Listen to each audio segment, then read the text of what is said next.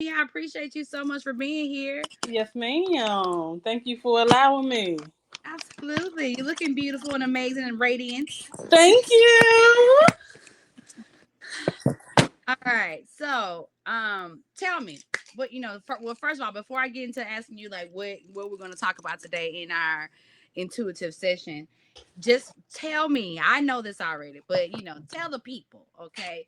How did you find out about me, and what is your introduction as it relates to me and all the things that that I do when it comes down to astrology? So I first heard Gigi's beautiful voice on Clubhouse.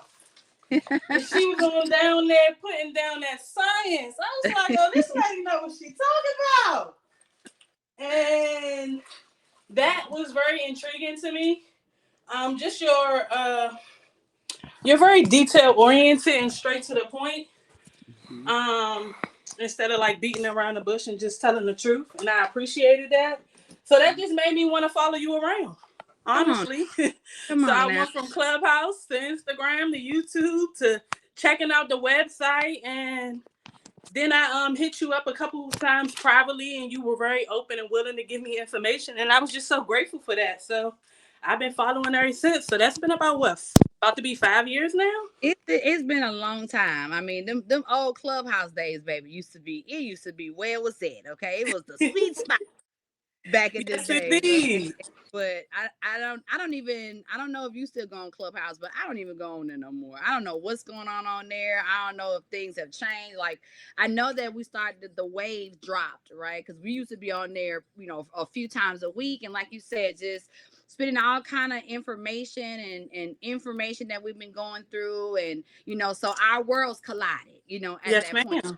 So grateful for Clubhouse for is not only bringing you to me, but a lot of the people, and even Sauce God is going to be on here. He's the last person I'm talking to, but he is somebody Okay. else who I connected with, on Clubhouse. And again, we have been, together like this ever since, so I appreciate that. And again, you ain't the only person following me around. I'm following you around too. Okay. So I know exactly what's going on with you. Like I said, we definitely have a relationship. I mean, like we talk and we reach out and we share and support. So I appreciate you for, not only, allowing your ears to allow us to connect, what I'm saying, together, but the fact that we can truly be there and support one another, it's been a beautiful thing for me. So thank you so much Yes. for that.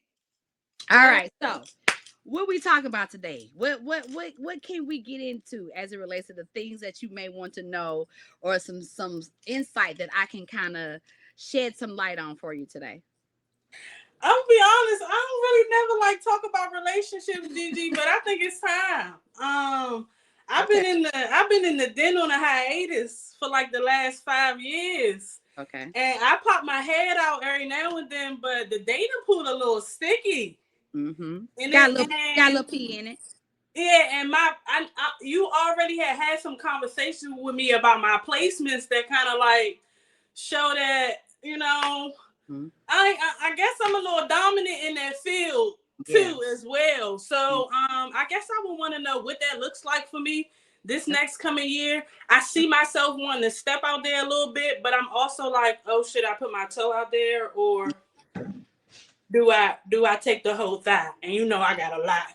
I got a lot of juiciness. So if I put the whole thigh out there, what that's gonna look like. So yeah, that's probably the question that I would like to get a little bit of insight on, and especially because I know that you're very well versed in that aspect as well. Absolutely. All right. Well, I did just a screenshot of your chart that I'm gonna pull up here. Okay. So looking at just some of your relationship markers, like you said, we've talked about this before, but now that we're getting into what does the next, what's the cycle that we're in right now as far as love and relationships and those things, especially when it comes down to you, and what are some of the things that you can kind of look forward to as well as work on, right? When Yes, it comes ma'am. things show up. Now, one of the things that stick out anytime we are wanting to look at relationship dynamics, the areas that I always look at and I talk to my clients about is very much their moon sign, because your moon sign is very important when it comes down to how you process your emotions. Meaning, like, if you're not emotionally ready for a relationship, right, then it don't matter whether or not a relationship is in your cards or not, because you're going to find a way to sabotage. You're going to find some kind of way to, not necessarily allow those things to happen because your wounds are still in the way. Okay, so we're going to talk about your moon sign, as well as talk about your Venus sign as well, and then talk a little bit about your seventh house dynamics, and those things will give you some indication. We're going to talk about who you are and how you are, and then talk about what's coming into this year, especially 2026, and some of the things that you can kind of look forward to as it relates to how to work those particular aspects. Okay, so now, Okay. having moon in Leo, right? Moon in Leo is can be one of the most sensitive spaces to have your emotions to be in that place, right? Because moon is the ruler of the Cancer energy. So as a Cancer, you understand emotions, you know how to process them, you work through those things, and you're very intuitive when it comes down to that. But whenever the moon starts to move into Leo, sometimes depending on where your heart is broken, because Leo is the ruler of the heart dynamic. So anytime we're talking about Leo, we're talking about the heart. Anytime we're talking about the heart, we're also talking about spaces where you need to work on forgiveness.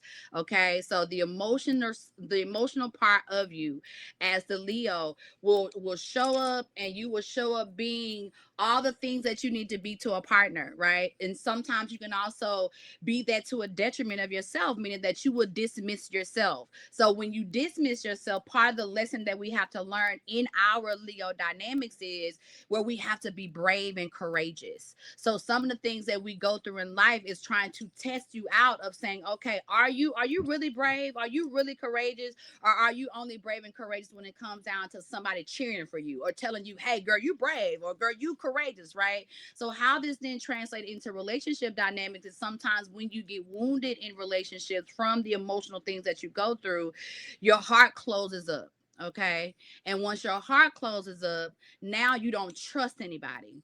And when you don't trust anybody, one of the things that can show up in our bodies to confirm this is having back issues. Okay, you start to feel like, because understand where the heart radiates, it radiates to that part of your back. So when you think about where the heart is, and if you was to stick a pin through your heart to your back area, that energy, that placement in your back radiating back and forth, that's how you know you need to work on forgiveness. So number one, before we even talk about what 2026 looks like, I need you to process and assess all of the relationships that you've had over the years, ways in which you have dismissed yourself, maybe put yourself to the side for the sake of the relationship, and you got your heart broken. Okay, now in addition to that, whenever I see Leo markers, this also shows me whether women in your bloodline have also dealt with this. Okay. Anytime I'm looking at Cancer and looking at Leo, because they're right there together, Cancer let us know where we are not taking care of ourselves, nurturing ourselves. But the moon Leo means that we're still holding on to broken heart issues. So make sure that as you are stepping into 2026, that you are not carrying any of that baggage with you. I know what they did could be true, okay, and most times it is true, right? And your sensitivities allowed yourself to go through that, but it has been building you to be a stronger person for yourself and be that fire sign energy that you're supposed to be to show up. So on one end, yeah, it could be very damaging to the heart, but on the other end, it is making you brave. It's making you show up in a different type of way where people don't just take you for granted or try to just dismiss you in different types of ways. Now you are roaring like you need to. So take all those things, and first of all, forgiveness is not necessarily for the person, it's for you. It's for you to be like, I did this, I made those decisions because it was something that I wanted to do. That person did not deserve me, and I'm not going to carry this energy to the next person that's coming in, because if I do, then now I'm messing up the potential to receive, right? To receive all the things that you were not able to receive in those relationship dynamics before. It can happen and will happen, but in order for that to do that, you have to trust, you have to forgive, and again, work on what that energy looks like. Meaning, like, whenever that anger starts to show up, because Moon and Leo, baby, it's like when you cool, you cool. But when you are angry, the fire is loose. You are burning everything up. You tearing everything down. Okay. So working on that aspect of yourself, I definitely recommend you listening to as much 432 megahertz, which is the heart chakra vibration that allows you to work on forgiveness. And when you're listening to it, especially if you listen to it before bed, you go to bed saying, I forgive and I release. I forgive myself for, not standing up for myself or doing the things that I need to do. And I also forgive that person, right? Even if they're not asking me for forgiveness, I forgive them because they didn't know what they was doing. They didn't know that they had the jewel of their life, right? I'm here to make everything correct. They didn't know that. And a lot of that issue sometimes too, because the women in your bloodline have been dealing with trust issues and heart issues and those kind of things, that could also signify that the men sometimes that you attract also carry some of the same markers. I mean, they got mama issues, okay? And because they got mama Mm. issues or issues with certain type of women in their lives, especially strong women in their lives, that energy right there can cause them to not necessarily recognize where you are showing up to be the help person, to help them through and be their number one cheerleader, right? But if they're so used to not being heard or so used to being torn down by women, then it's easy for them to dismiss, and it's easy for them to not recognize the type of jewel that you are. So forgiveness, working on, your breath, breathing deeper. Okay. All these things help you to release anything that's been, having you to be held up in that area. Okay. Now, Venus and Leo, it's a placement where Venus is cool with being with Leo. Okay, that's a cool place. Why? Because Venus in Leo is the lover girl. Okay, she is the listen. What are we doing? Are we dressing up? Are we cooking together? Like, what you want to do? I'm there, right? It's that particular energy. But here again, Venus and Leo women sometimes draw in these warrior men who don't necessarily know how to work in the confines of their own femininity, and because they don't know how to work within that energy of their femininity, sometimes they can step on the toes of that divine feminine. Okay. So this is the energy you have to be mindful of. What I mean by that is when you are attracting a certain type of person, they're coming in, and you're getting that intuitive energy from Cancer that's saying, this is not the one. Okay. You can't move past that, because the Cancer energy in you is okay with nurturing men. You're okay with being the mama that they never had, or being the women in their life that they never had. But this ain't the time for that. Okay. This ain't the time for you to play mama role or play auntie role, play whatever role it needs. It's the time for you to understand that the warrior woman that you are in love deserves a equal and balanced counterpart. And if you bypass it and dismiss that and don't allow yourself to say you are not the one, okay? Now I can still give you some advice and help you along the way, sir, but you're not the one that I'm going to invest into, because if you move past that energy of that's telling you not to go forward, then the chances of you drawing in several karmic relationships, meaning like now men who are, trying to destiny swap or trying to take on your energy, your light, and your glow, and now try to become you in one way or the other, is very high, because they don't know how to deal with you. So they, hey, well, let me try to be her in one way or the other. So you got to be Hey, mindful of it. Come that on. is it right there. I end up in situations where men are infatuated with my charismatic energy and my charisma and how I show up, and then next thing you know, they really be trying destiny swap with me, like Yes. energetically, like pulling too.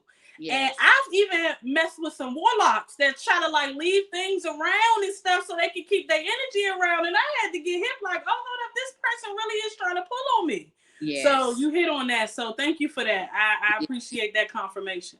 Yeah, that is really high in your chart and your markers. You know what I'm saying? Again, from the Cancer perspective and the Leo perspective, because the Leo energy is where we shine the brightest. And when we're talking about what energy allows the masculine to shine the brightest, it is Leo, because Leo is the sun. So we talk about sun, my sun, that energy, that's all Leo energy. So because you're carrying sun energy, like Nikki say, y'all are my sons, right? This is literally your energy, right? Meaning that you can not only bring a man in and help to nurture him if you want to, and I feel like that's okay for you to do when it's the right counterpart. But when it's not the right counterpart, they're not just taking that energy as, oh, being grateful. They're taking it on the perspective of, okay, I'm going to keep her locked up. I'm going to try to keep myself attached to her for as long as I can, because I know I'm not the one. But if she's willing to pour her energy into me, I would let her think I am. I'll say whatever needs to be said to make that happen, and then you'll start to notice that your energy is drained. drained. You start to notice that your vibration is low. You're not as excited about the things you want to do in your life. And it's because you have an a vampire attached to your vibration that is sucking the life out of you because of your nurturing qualities. And that's the other thing that I want to say, because in the seventh house, you have Cancer there. So when we talk about the type of energy that is best suited, right, that's going to satisfy our energy, right, the Cancer type of man, right, one who is fully in business. He don't have to be a Cancer sun, right? He just has to have nurturing aspects of himself, meaning he has to already have his own feminine relationship with nature, right? He's doing his own, worshiping. He don't need to suck you dry because he know he can go in Mother Nature, and he already has a developed relationship with Mother Nature, right? So the Mhm. energy of you attracting again a counterpart that is balanced has to be one who is more nurturing to you than you are to him.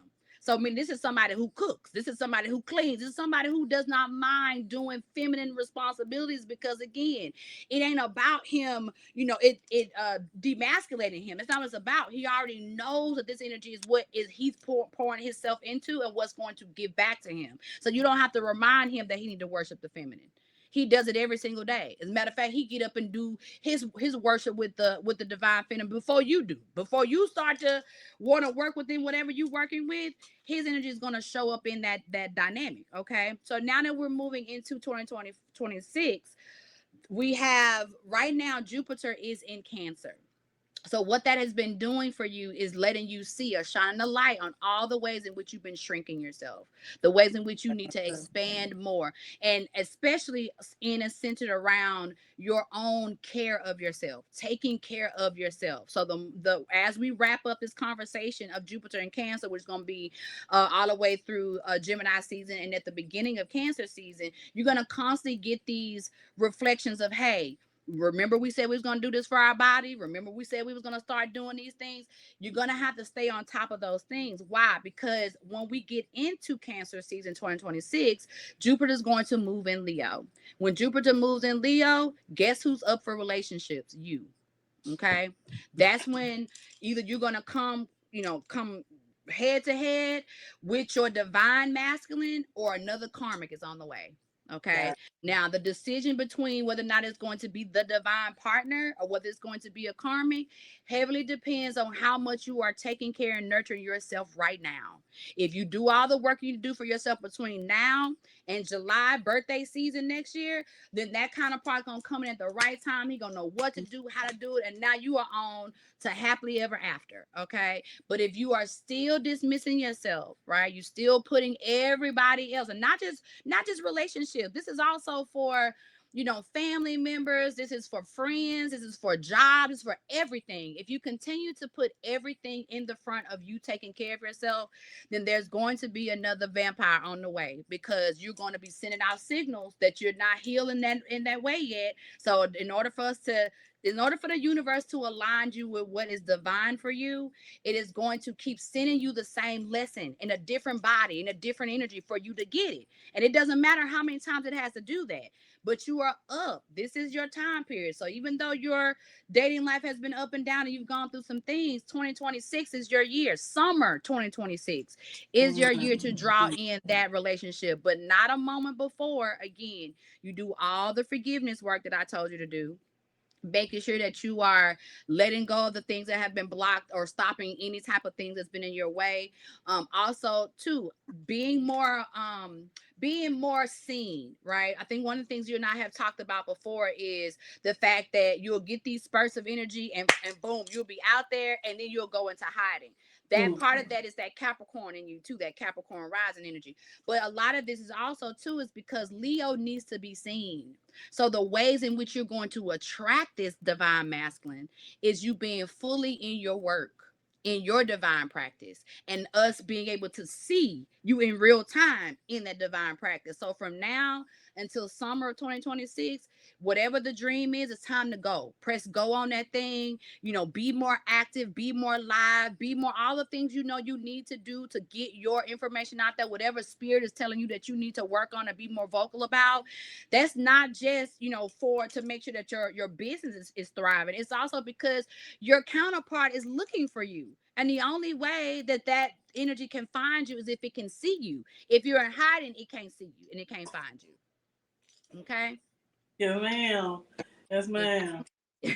ma'am. That was on point. I like the fact that you talked about attracting men with mother wounds, because I've been in that experience, but also dealing with my own mother. You Yeah. know, Yeah. and you had hit on something that I didn't know, that the Leo placements actually highlight that in reference to the matriarchal lineage. So I Yeah. really truly appreciate that. I have been already popping out a little bit, but I ain't gonna lie, I already wanted to run back. Yeah. No. Okay, because another thing that I've noticed is that I have men who like to lust over the internet over me. Yes. Okay, I'm talking about, well, let me know. Look, I got that gist. I Yeah. see you. Mm-hmm. And that part make me want to like hide back. And now our conversation, Mm-hmm. when this person reached out and said it this time, I was like, oh, okay, it's gonna be like that anyway. It ain't nothing I can Yes. do about it. So No. I am finally like allowing myself to be seen in a way that I don't think I've ever really culminated. So I'm grateful that I'm already a step ahead by this conversation that you, but I feel like you told me something else that I needed to know in reference to the forgiveness part, Mm-hmm. but it being more of embodiment of forgiveness, because it's not just for myself. Well, I Yeah. feel like you highlighted, it's for my mother, it's for my Yeah. grandmother, Yeah.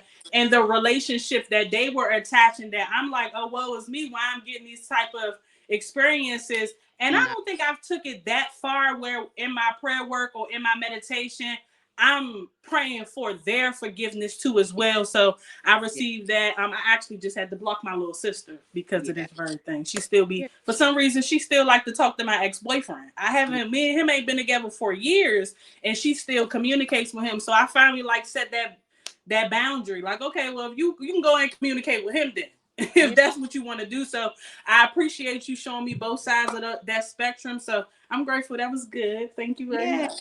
Yeah, and just and again and recognize that too. Well, you know, and I'll just throw this in as the last little bit to add into what we've been talking about already. You haven't said it. The 12th house is where we have the most karma. Okay, like when we think about our past life and think about where we may have some hangups and our ability to move forward, the 12th house is going to highlight that.